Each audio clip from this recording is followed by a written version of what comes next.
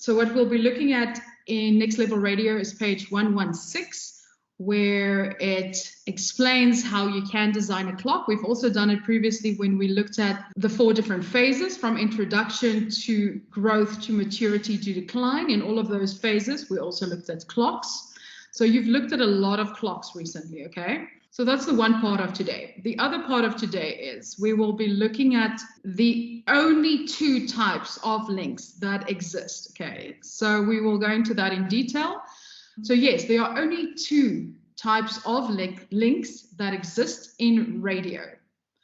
Either a promise that what the listener is about to hear is worth listening to, or a performance where you entertain and engage the audience.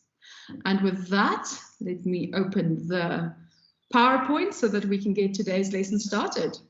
Okay, so today in your handbook, we'll be looking at page 115 to 118. That's it, okay, in Next Level Radio. As I've said previously, formatics concerns the format of running a show.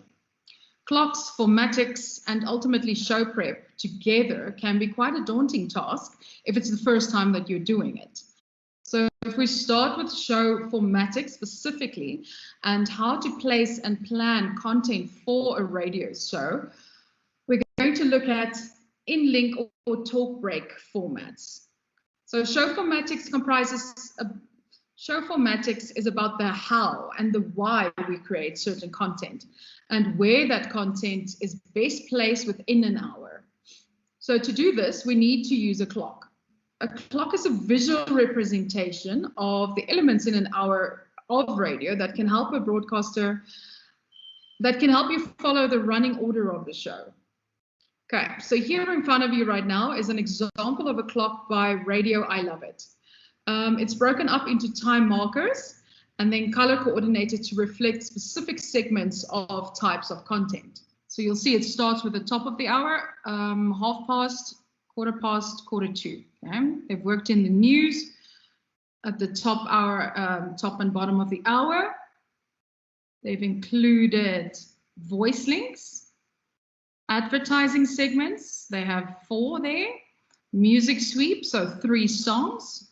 So a clock should include all the segments that go into an hour of radio, which are as follows. So the advertising breaks, the talk links, all music, all utilities, and imaging. Okay, so in this clock, there's your ad breaks. So your 4 ad breaks here, talk links, music. So they haven't put in the utilities and the imaging except for news. So they haven't put in anything else except for news, but the imaging would be worked in here between the songs. But the imaging would also be worked in here. So when I say advertising breaks, that means your commercials and your live reads. What else except for news will fall under utilities? What else can we place here that's under utilities? Things like the weather would also be in here, the traffic would be in here, and sport, okay, top and bottom of the hour. And if I say imaging, what would you say it falls under imaging of a radio station? They're branding, right? So jingles. And where would we place those jingles? Where would you put jingles in here? In between songs? If there are 3 songs playing, I would definitely play 2 jingles. So if we look at a clock, every single radio station should have a style guide and clocks for every hour of the day.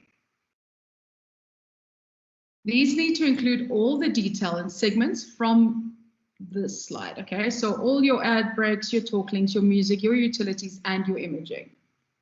If a show doesn't have a clock and you need to start compiling this clock now, you should start by asking the following questions. What time of day is the show? Because that would make a difference, right? If you remember what we said about when we looked at a clock for breakfast show, there's a difference in the styles of the clock for breakfast show versus the daytime versus nighttime versus weekend shows. For whom is the show? Okay, so who's your audience? What are they doing at this time that you are preparing this clock? What is the predominant value proposition of the show? And what problem will the show solve? What are we trying to do with the show? What is the predominant value proposition of the show? In other words, what do you want the show to be known for? And then what problem will the show solve? Once you have a thorough understanding of the show's proposition, you can begin to construct a clock for the show. Plan your clock in a systematic way that will give you a full visual representation of a 1 hour show. So if you're designing a 7 to 8 o'clock clock, you'll start by putting in the news, the sport, the traffic, the weather first. Okay, so all the utilities first. Then you put in your ad breaks, whether it's 3 or 4. Before every break, you put in a talk link. Why do you do that? Why before every break put in a talk link? This is to make sure that listeners listen.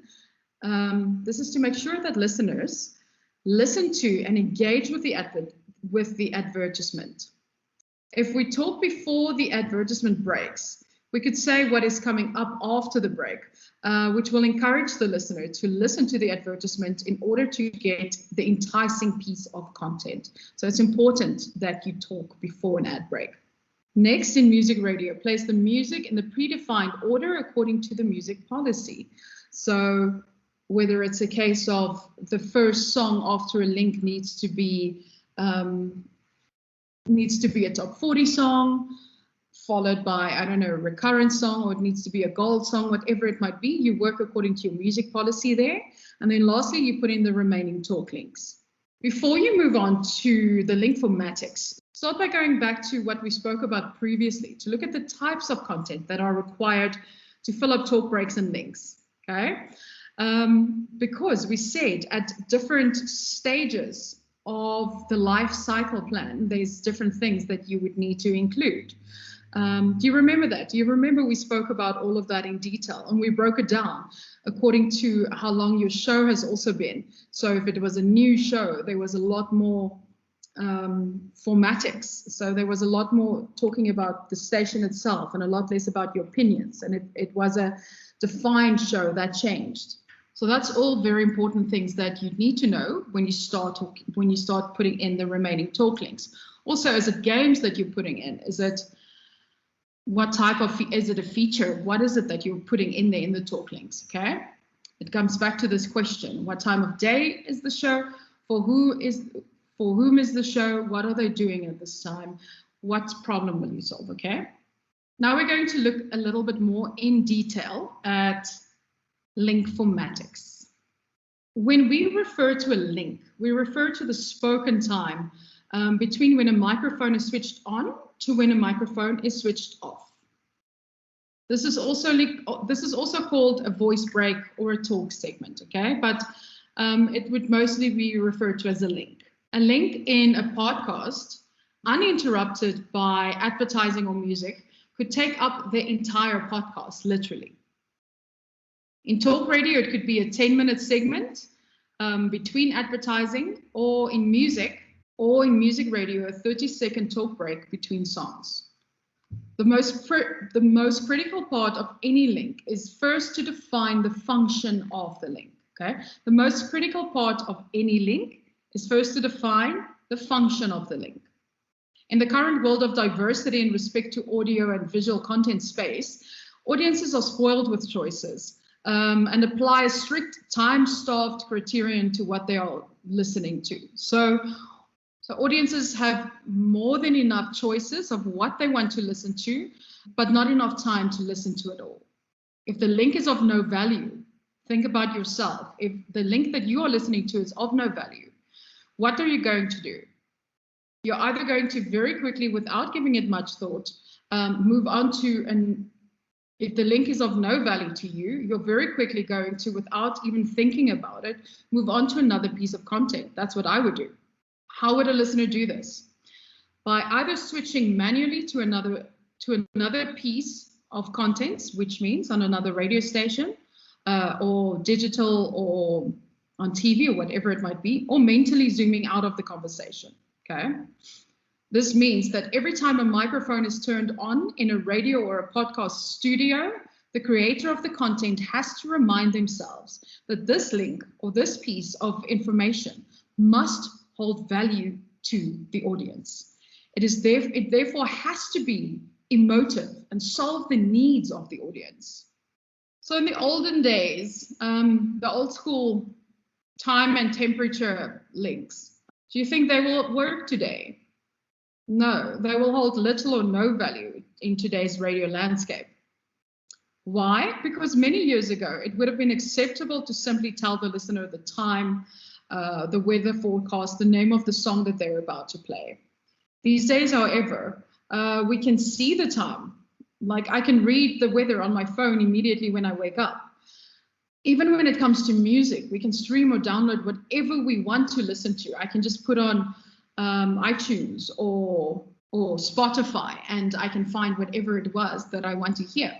So you as a radio presenter have to offer more, okay? There needs to be more to you than the weather and the time, or you're not going to make it.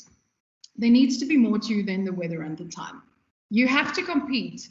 You have to compete for attention with every other platform that provides valuable content. This is why a link should be broken up into two categories. So a link should either be a promise or a performance. That is it. A link can only be a performance or a promise. What is a promise? Let's start there. A promise in the radio sense of the word is also called a tease or a throw forward. And I'm sure you must have heard that because I speak of a tease a lot. It promises the listener that what they're about to listen to is going to be of value to them and that they should stay tuned for it and for its content. The promise finds the emotive hook in the link or piece of content, or finds information about that song that is coming up and sells that piece to the audience. A promise is not merely about informing the listener about the name of the feature or the song or the piece of content that's coming up. It's not a shopping list of things that the listener will soon hear. Instead, it is a deliberately constructed piece of content that sells the next part of the content to a listener. And its job is to purposefully convince the listener that they should stay tuned in for this next piece.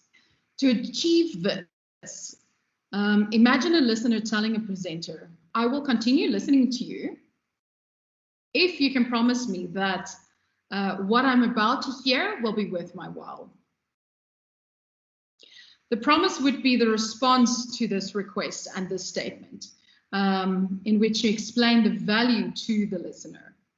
Promises should be planned similar to any other creative, entertaining link. Practically, this could mean playing a small snippet of a prank, playing the opening of a hilarious pre-produced performance, or playing a snippet of a song. Okay, so that's the first one. That's a promise. What is a performance on the other side? What is a performance on the other hand? So performance is the link that the promise was building up toward. You now have the listener's attention and you have to make the opportunity worth the listener's while because now they are listening to you. What will make this performance worthwhile now? If I've now tuned in, what will make it worthwhile for me? What makes a performance worthwhile is that it is emotive, okay? There are emotions involved. In other words, it should make the listener feel something or engage with them on an emotional level. A good performance can make the listeners feel a range of different emotions. However, it's easy to fool yourself as a presenter into thinking that a piece or a link is truly emotive when it's not. So applying a strong and harsh metrics to a piece, along with an objective understanding of what makes your listeners tick and what would really get them to feel is enormously important. Good radio stations utilize qualitative research in order to help inform these decisions. Presenters might have heard that a good performance is one that is either relevant or relatable. However, a piece of content will be both of these things, so both relevant and relatable if it has moved the listeners emotively, okay? If a listener doesn't feel anything after listening to an audio piece, then that piece has been neither relevant or relatable. Neither relevant nor relatable. However, it's very difficult to feel anything towards something to which you can't relate. So if you don't relate to a topic or to a subject, you're not easily going to get an emotion out of it. So if a listener is moved emotively, they probably found the piece relatable and relevant to their lives. Again, think about yourself as a listener. So different emotions carry different weighting and fall into specific orders of importance. The first thing you should try and do is to make listeners feel happy.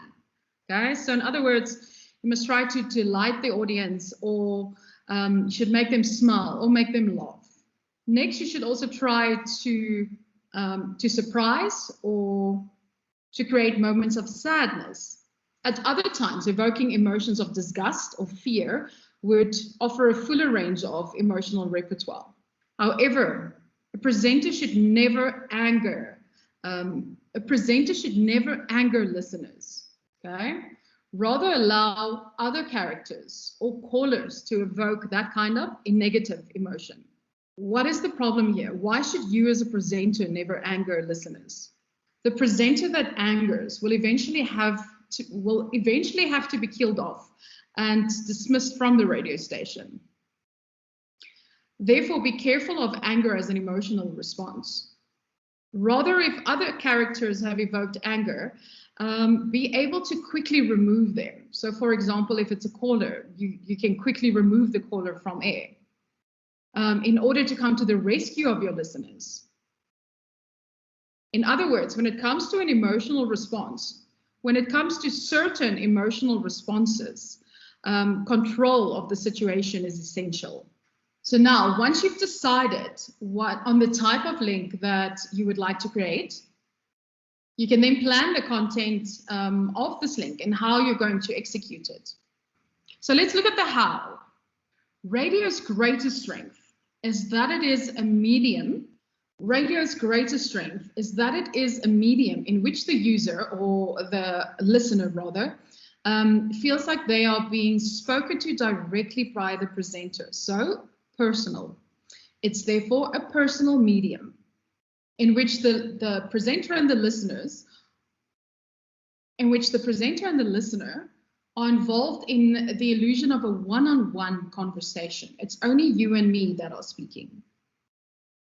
This illusion needs to be maintained at all times. We achieve this by never referring to listeners as a collective, okay? But always talking directly to one listener. How do you do this? How do I only speak with you and not to a lot of different people at the same time? I do this by using singular and personal pronouns. And we avoid the use of collectives when referring to listeners. So an example would be a presenter correctly saying, I hope you had a good day. So an example would be a presenter correctly saying, I hope you had a good day. Instead of I hope you all had a good day. Or I hope everyone listening is having a great day. All right, so I'm talking to you, hopefully I'm talking with you, but I'm talking to you and not to a collective group of people. So start constructing links by relying on such singular pronouns, which will ensure that you keep that illusion, okay? Which is one of radio's greatest assets, because we want to maintain that illusion always. One of the implications of this illusion is that a good presenter will see and maintain links as conversations, okay?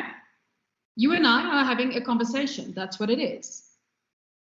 In other words, a good presenter can create the illusion that it is just the presenter and the listener sitting in a car or anywhere that the radio is being listened to, having a conversation about a particular topic. Even when the effective presenter is presenting a piece of constructed content, like a parody or a prank call, they will bring it in or introduce it in such a manner that the listener should think that they are playing this piece of content just for them, Okay, so you're playing it only for me. How will they do that? By having a personal introduction and by having the kind of conversation that you would have with your friend. So by having the type of conversation that you will have with your friend when you're playing your friend a clip or when you're showing your friend something, it's that same kind of conversation. So the same thing can be seen for presenting the name of the song or telling your listeners or the audience what radio station they're listening to. It can even be achieved when telling the audience the time. Okay, it's just about the way that you speak.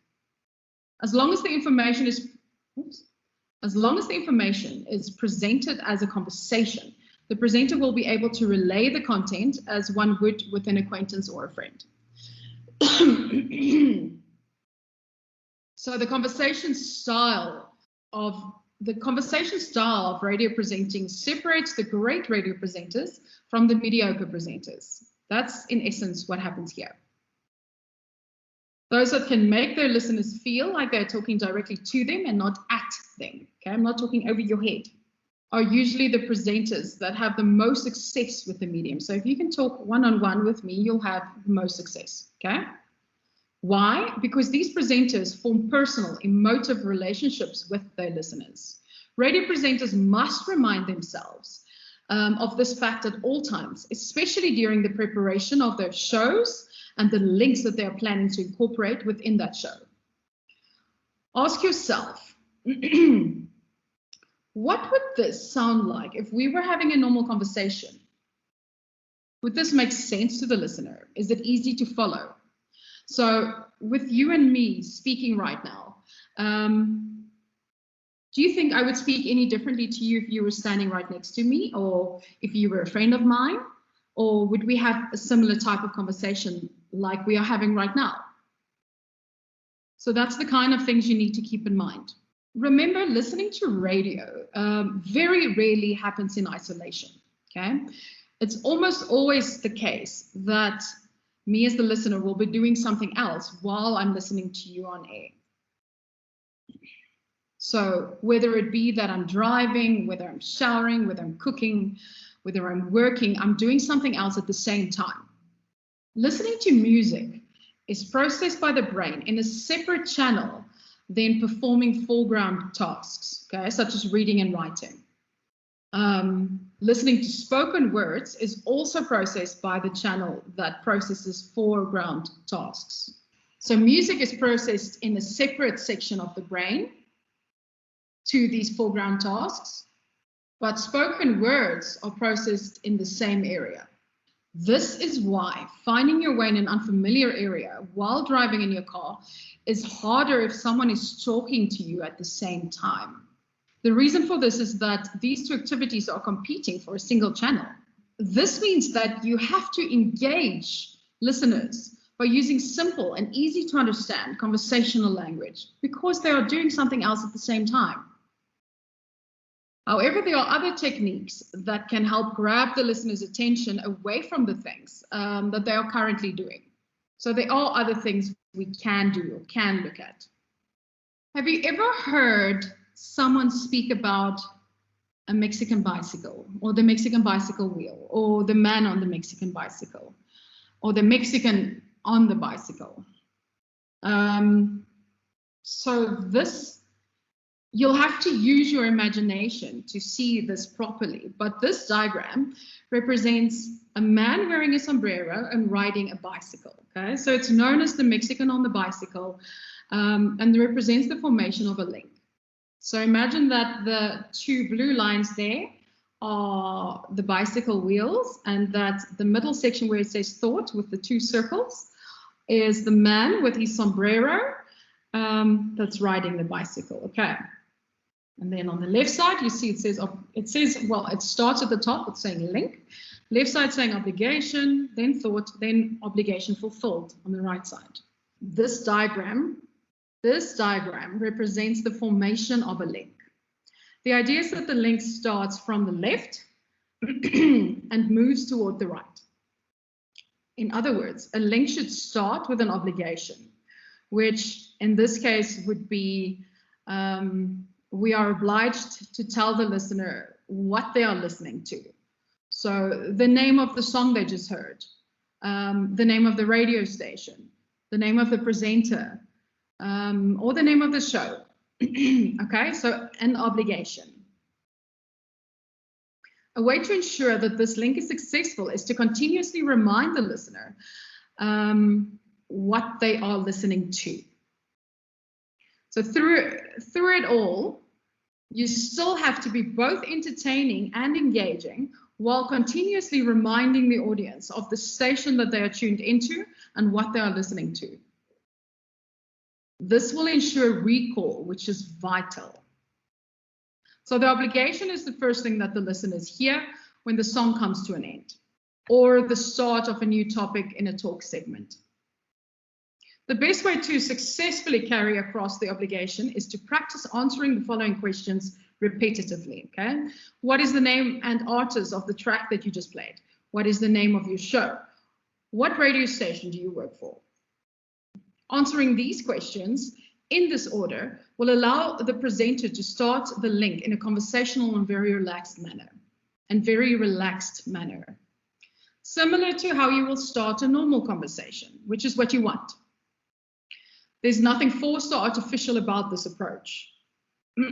So the switch from telling the listener the obligation versus speaking to the listener about what they are listening to is very important. Okay, did you hear that? So what you're doing is you're switching from telling the listener versus speaking to the listener about what it is. So what have you done there? You've made a subtle but significant difference in the listener's perception of the presenter. Once the obligation is complete, the listener can move on to the main purpose of the link, which is the actual content, okay? And that's the one thought rule.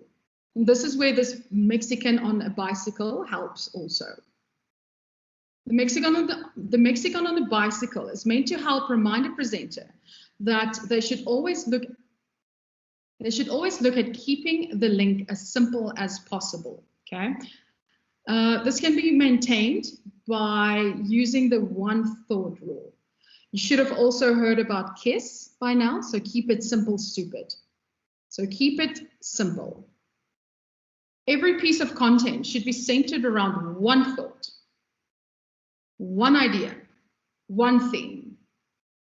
For example, a presenter would like to talk about the Academy Awards or the Golden Globes or whatever it might be, and who's on the red carpet at the awards. So the link and its content should be structured around this topic. The presenter shouldn't switch from chatting about the red carpet, then jump to another red carpet event at another awards show, followed by a story from their high school film awards. What do you do while listening to radio? You do other things at the same time, okay? So you're distracted.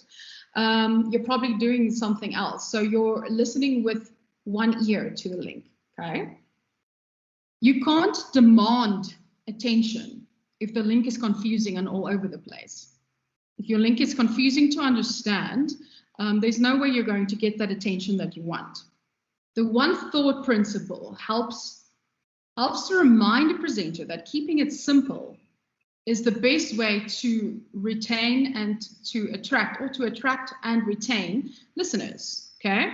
So you want to keep it as simple and as easy as possible using the one thought rule. There are 5 rules of storytelling, and that's what we're going to start the next lesson on, okay? So this is where we'll end this lesson. Did you see what I just did? I just did a throw forward for you about what's coming up. Okay, so what's coming up is the 5 rules of storytelling.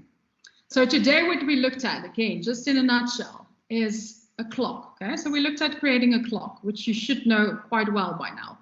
So in your clock, you will place your advertising breaks, i.e. commercials and libraries, your talk links, any and all musics, or any and all songs, all utilities, and with utilities we mean news, sport, weather, traffic, that kind of stuff.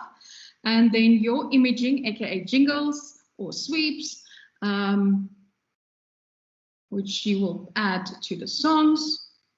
We said when creating a clock, you need to ask what time of the day is the show, for whom is the show, what are they doing at this time, what is the predominant value proposition of the show, and what problem are we trying to solve with this show, okay? Then we spoke about a link. What is a link? A link is the spoken time between when the microphone is switched on to when it is switched off. That is a link. And then we looked at the only two types of links that we get. One is a promise link, one is a performance link. At the promise link, which is also called a tease or a throw forward, we promise the listener that if they tune in, they will hear something that is of value to them. So that's why they need to stay and listen to us. And at the performance link, we are making good on our promise. Okay, so here we are now giving them the link that we promised that we were building up towards in the promise. And then we briefly spoke about the Mexican on the bicycle, which represents one thought per link. And that is then the end of this lecture for today. Okay, we will continue with creating content in chapter 4 in our next lesson. And with that, I say goodbye for now.